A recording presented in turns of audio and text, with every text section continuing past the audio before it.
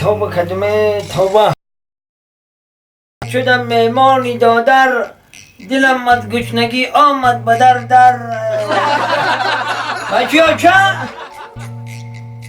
بچه ماما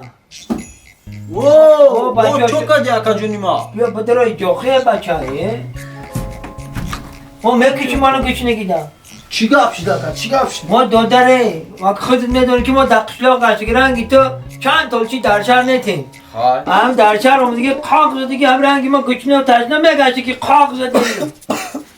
ما همه چه فهمیدم دادر ما همه چه فهمیدم که دلت گپ تنه میگریفتن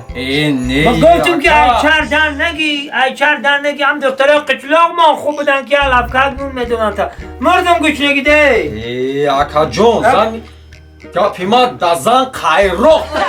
یک بای من نکته همه چه دو رو دکی در خونه مهمانم همه چه فهمیدون بیا ماله خیلی خودت برای اوقات بیار بخیر خیلی خود بامدی او ینگم نشه بامدی زنت نشه خیلی اکا تو مهمونی ما یا اوز به ما زنه کم میگو زنه دیگر زنه دو در این سیمون خیلی گردنی نموشه تا برای گرد در پیچم گرد اوز به ما زنه که چخال میگو بیا ماله شرمنده مون کدی کوی ای زنه ای بس که اسماو لولو تا او اوقات ما کدم اقلام بردار در پیش یکم شرمنده کدی تو بزار کدی قدی هم میموند برای خودت بکن همه اکا راست میگه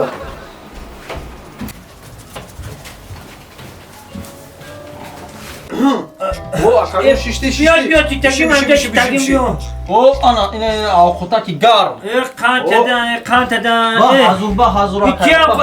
اوقاتی تو دودن جای کو با مزه تیار با مزه اینا با ما خلب بواردن برای تو خلب خلب بواردن رحمت بسم الله الرحمن الرحیم بگی اکا بگی اینا خلب جانو رحمت باز چای همه جوشا بسم الله کن بسم الله الرحمن الرحیم این تلومند باشی دو درمی هدو رحمت بسم الله کن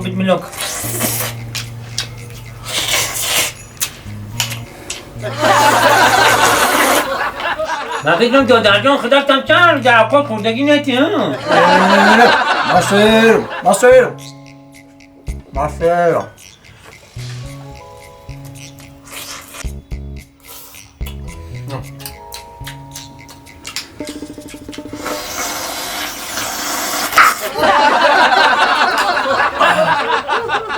چی میزنی اکا؟ یه تاج بخواه فلش کده خوردتی چیه ایت دا؟ تاج بخواه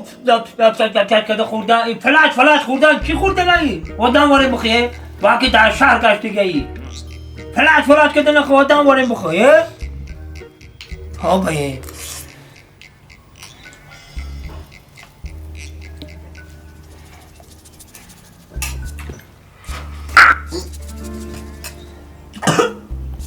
با چی نزدی اکا؟